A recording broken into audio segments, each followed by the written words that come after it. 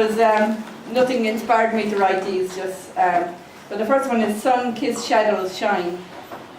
Snowed in the shimmering silence, evening shadows fall, like teardrops glistening to gleam on my face. Mystical music dances in my mind's eye, reminders of riveting moments gone by. Last lilting blush, bloom to melt a chill, hidden embarrassment soon forgotten. Memories magical, haunting through marrow. Softly, sweetly, cushioning, evening shadows fall. Thank you. And the next one is Wounds Beneath Written Word. Collection of words may rhyme, perhaps like haiku or stanza. Will entertain if you have traversed in similar pathways. Poetic license has no price. Audience choose to attend, may even listen. It's these images upon words which carry me, ever forward searching for some release.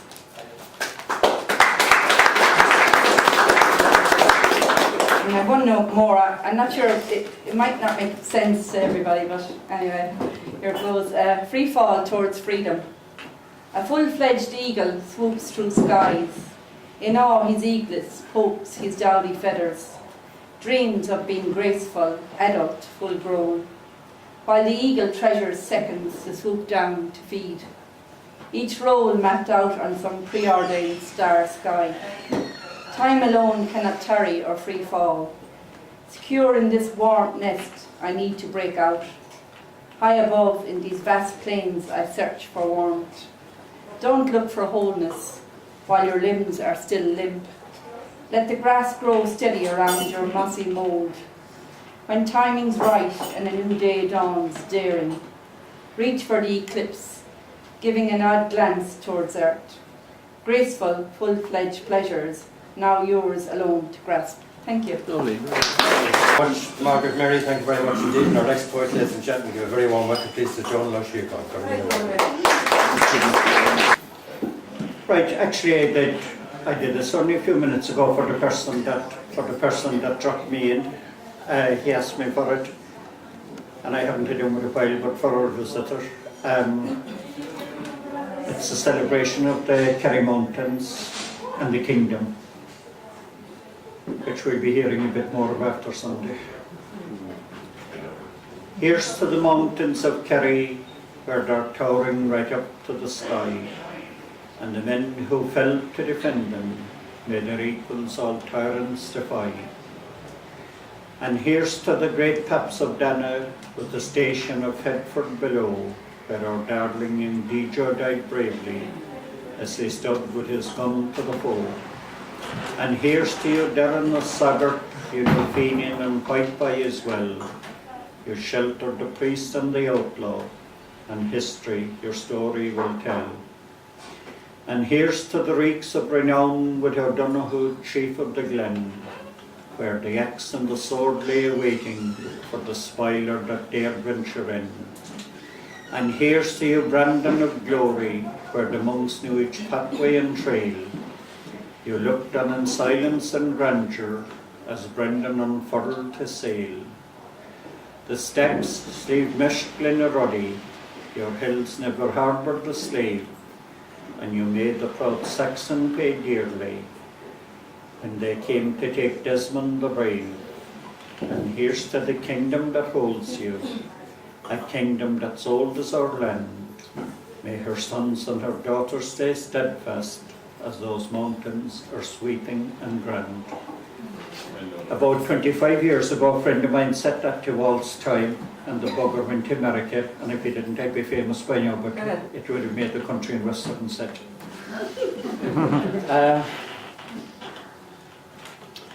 Hedges and ditches are long gone, tractor is the king, flattened back into broad acres to take the mighty swing of seven-board plough and harvester. Our grandfathers had but bogland, broke with honest sweat the Parkines, the Bonds, the Monair boys, names they could never forget, while muscle and sinew cringed at their mention. But now that we are affluent, the heaps of effluent the streams of effluent flow from heaps of stinking silage. Their waste signposted by spoilage and cesspit rivers crying for salvation. And the little Kerry is long gone, gone like the dreams that spurred the moonlighters through the darkest night. But now the new first-sighters eye their neighbours' land and talk to eager banks of need for expansion. Did brave Landleaguer and Repealer march with this in mind? Was it just for this Tim Cutter swung like others of his kind, that the Q could now inherit the kingdom of Ranch? And empty now the high ground only goes for company, David and Plunkett forgotten, as all else seems to be. And now I walk these highlands, but hope is bright with me. Bailiffs had their ending, all through our history. And this one I've done fairly often here,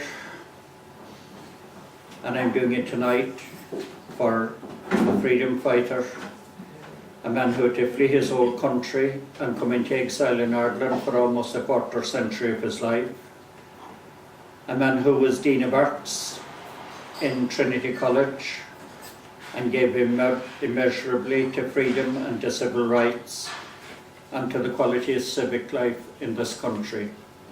That man is, or rather was, Cadair Asmal, that died. I was in England actually there a fortnight ago in Leeds University.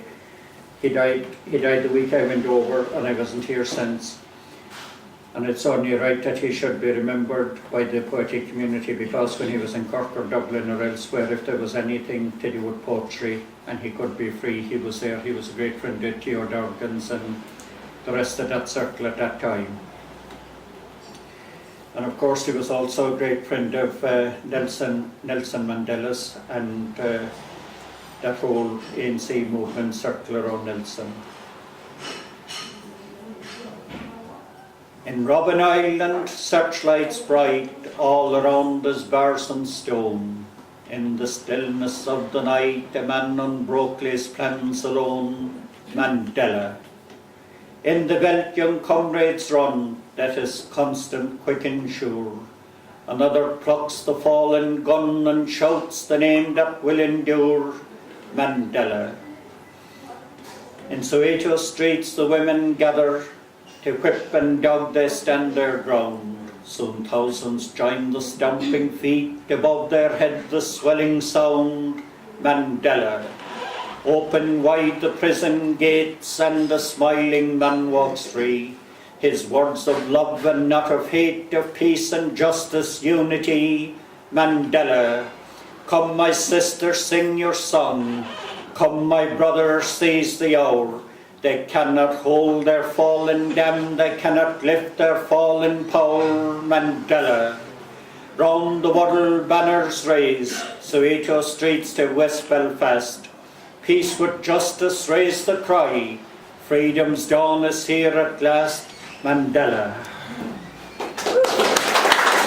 Chair Dallard, thank you very much. Windows to the soul. I couldn't see his eyes. Hearing words that sounded genuine, honest, real. I couldn't see his eyes. No flicker of irises as proof. No pupils jumping to convey sincerity. No obvious sympathy or empathy to show his utterances were heartfelt. I couldn't see his eyes. Those wraparound dark glasses, disguising the truth, his or mine. Lips still moving, sounds forthcoming, acoustics loud and clear. I couldn't see his eyes. I had to trust his word. I couldn't see his eyes. Thank you.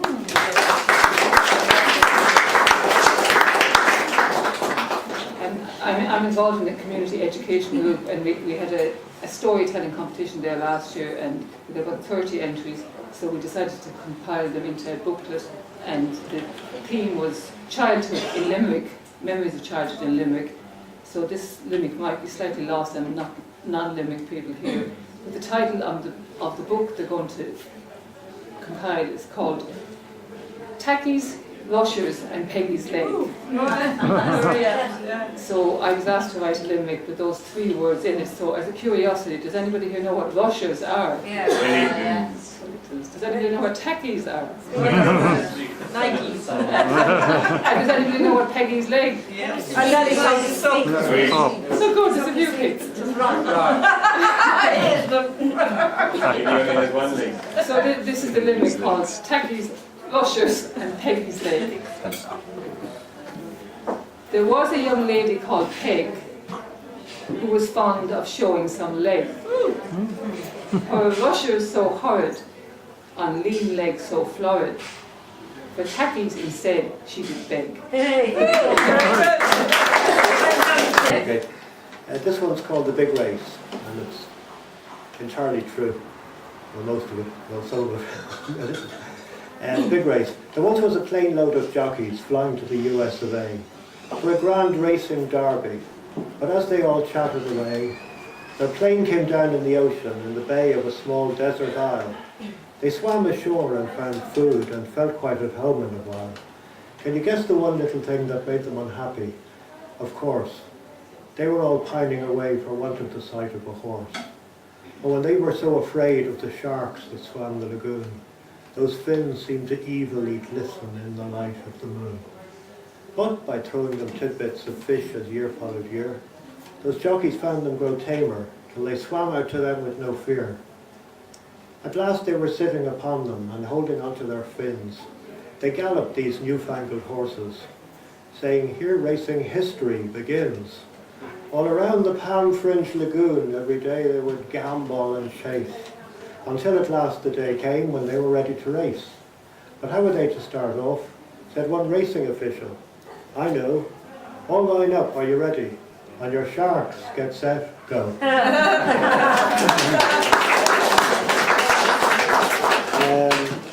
This one's a bit more serious. It's called From Mecca and Medina, and I wrote it up in the restaurant of the Islamic Cultural Centre. I'm not a Muslim, by the way, Cultural Centre, but they have a great restaurant there. I might have got some kind of vibe through the walls from the mosque, but anyway. By the light of heaven's hand, how lonely was my sojourn in that land. An earth is in these words concealed, an entire heaven unrevealed.